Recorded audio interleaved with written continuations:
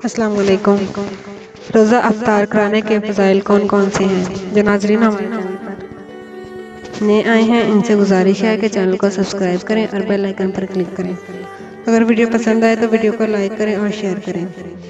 روزہ افطار کرانے کے افضال۔ نمبر 1، روزہ افطار کرانے والے کو روزے دار کے برابر اجر ملے گا اور روزے دار کے اجر میں کوئی کمی نہیں کی جاتی۔ نمبر 2، روزہ افطار کرانے والے کے گناہ معاف کر دیے جاتے ہیں۔ نمبر 3، روزہ افطار کرانے والے کو جہنم کی آگ سے نجات دی جاتی ہے۔ نمبر 4، روزہ افطار کرانے والے کے لیے فرشتے رمضان کے آخر تک 3 دعائیں کرتے رہتے ہیں۔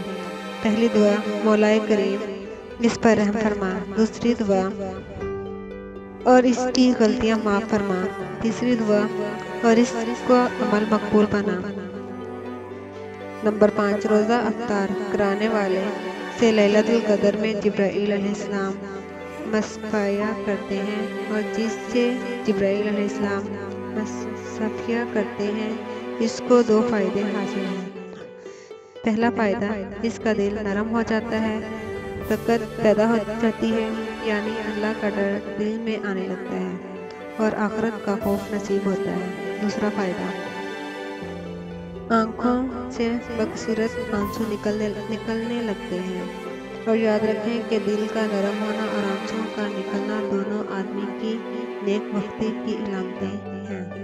جن ناظرین نے اب تک چینل کو سبسکرائب نہیں کیا ان سے گزارش ہے کہ چینل کو سبسکرائب کر لیں تاکہ یہ پیغام دوسرے لوگوں تک آسانی سے پہنچ سکے۔ تب تک کے لیے